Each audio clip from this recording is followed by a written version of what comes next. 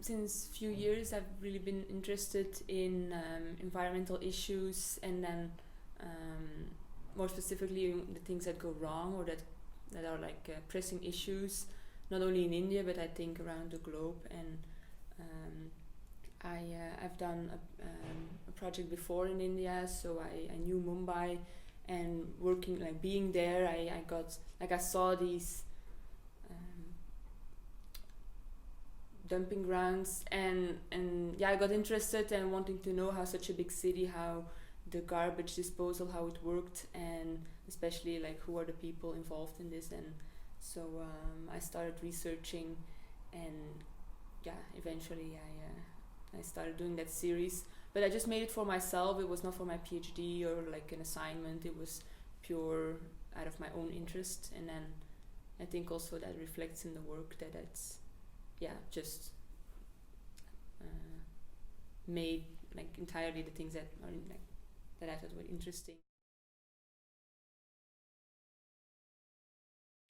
So for my photographic work, I actually always work together or try to work together with an NGO, and I always look for a grassroots NGO, so no foreign NGOs working in another country. And I met the people from Sri Mukti Shangatna. This means like a female liberation front, and like with a name like that, I was already like intrigued. And I'll say they're very they're old established organization, started and they are at the 70s, and they basically organize women, and I think that their approach is really like working, and also like the most important way to tackle these issues in society. They're not just helping waste pickers or helping victims of abuse. They're like empowering them by waste pickers in this case, unionizing them, making sure that they have like these small self-help groups, and I just like their approach, because of them, these women who are more in a vulnerable position now are more empowered, and they give them more dignity. So I just liked the way they worked, and I introduced myself and asked if we could collaborate, and they were really enthusiastic, so that's how it started.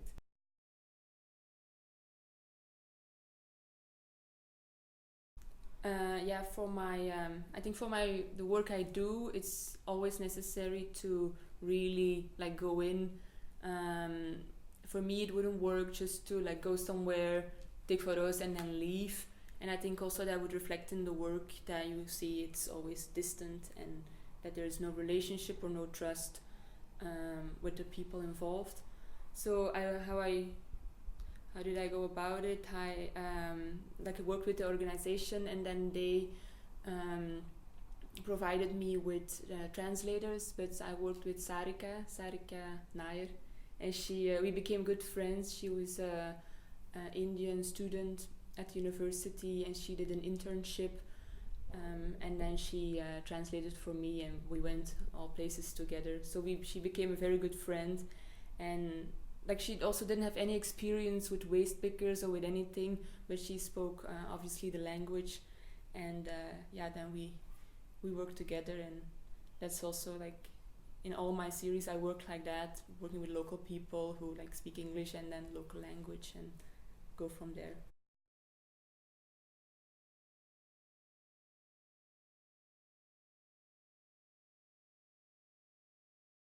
Cities like Mumbai, or like actually all major cities that work like that, they would just drown in their own filth. What waste pickers do is all the trash gets collected and just really dumped on these piles.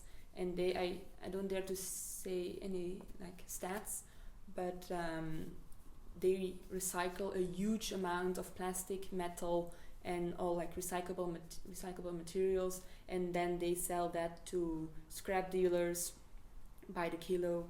And so if they would not be there, then everything would just like there would be no recycling.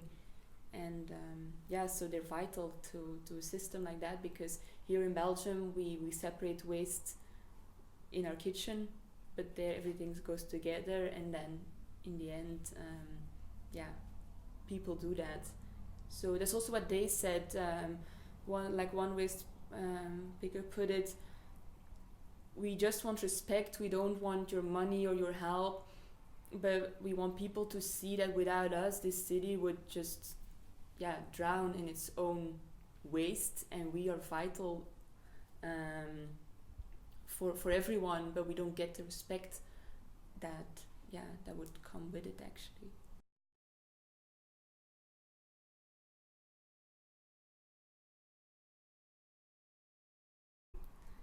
I would love to say I hope so, but from what I've seen,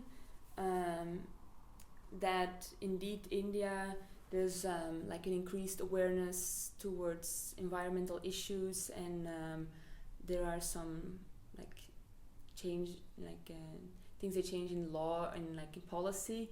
But when I was doing the series, I saw that increased awareness was geared towards policy and just waste management in general, but completely not towards people working in the waste management. So it were completely distinct things.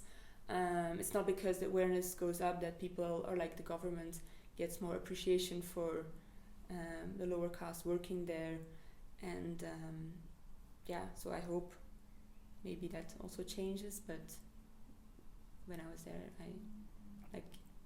they didn't have a lot of positive things to say about government policies or protection or possibilities of good labor circumstances.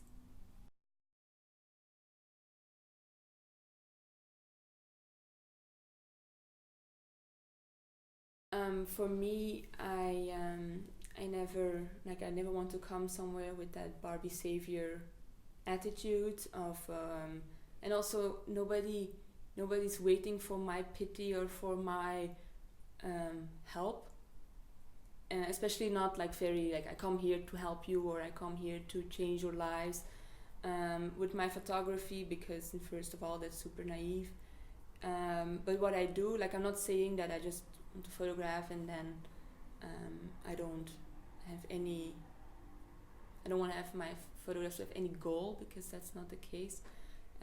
That's why I always work with organizations that I really believe in, that I also know that they know what they're doing and they're grassroots, so they understand the situation. When I come somewhere, you see a lot of maybe problems in a society, or the problems that these women are facing, but it's a very structural problem. It's not something that you can solve by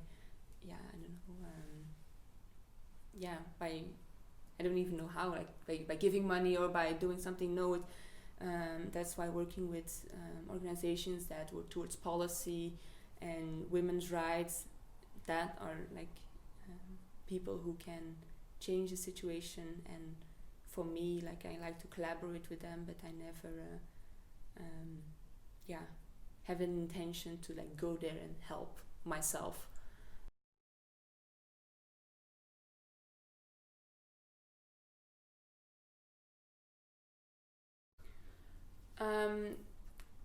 It actually doesn't, because I understand what she means, and I get why you would get that feeling, and obviously I sometimes feel I cannot change a situation, but I never came with that intention, because also before I start working somewhere, also you read a lot about it, and it would be really naive to go anywhere with the idea and then I'll change everything, or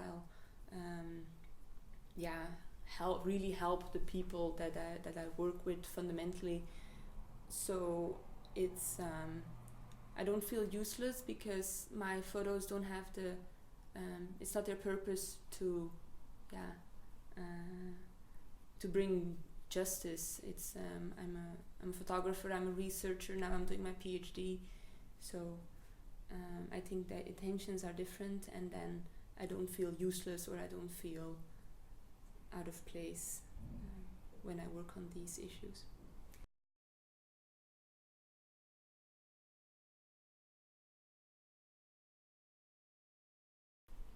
Actually, I think for me it's the other way around. I get like a lot of, I get really motivated and a lot of, I have a lot of admiration with the people like I work with, especially the women within the Waste Pickers series, because they were all very strong women that really changed their own position in their own lives, because starting waste picking means that like they have an income for themselves, they are self-reliant, not dependent on their husband, and obviously there's a lot of also misery in these communities. But what I took away from it, and also what I focused on in my stories, was always the resilience and the hope, these women being so driven to take control over their own lives, over their own children, over their own position, and seeing that in the waste pickers, but also when I made a series about porn, or when I made a series about Maasai, it's always in every situation you find these people that are making it work. And then the only time when I feel sad, or when I feel, is when I see great potential, but like it will never flourish, because it's in a she, mostly female, is in a situation where there are very limited possibilities. When you notice like you are more intelligent than me, and I got the chance to go to university, and you will never have that, and that are things that's injustice, and also something that I cannot change. So again, working with Sri Mukti Shangatna, they really did change the lives of these very intelligent women that were like just born in the wrong situation, and then the ones that are really eager to change their situations, they paid for tuition, they paid for schooling. So even some of them, they went to college, even like a few of them went to university, but that's like a very small number, obviously. But that's the only time when I feel powerless in a situation, when you just see potential that never had a chance.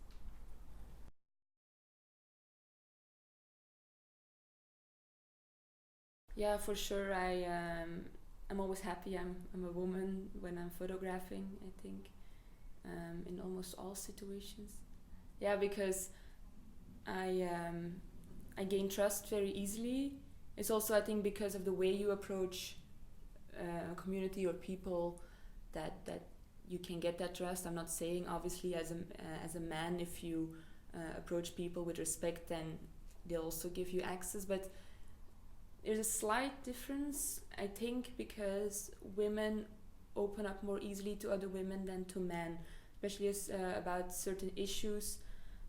Because apart from photographing, I also collected personal stories. Most of them I wrote down, and I combined them with the photos. Not all of them, because sometimes they were like very personal, and I didn't feel like exposing that, or I thought like this is just like personal information, and I think as a man that you don't get those insights. I also saw the difference. First I had a male translator, and then like I worked with Sarika, and as a female, like the stories that she got were so much more, like so much richer than what he got. So I think there's certainly a difference there.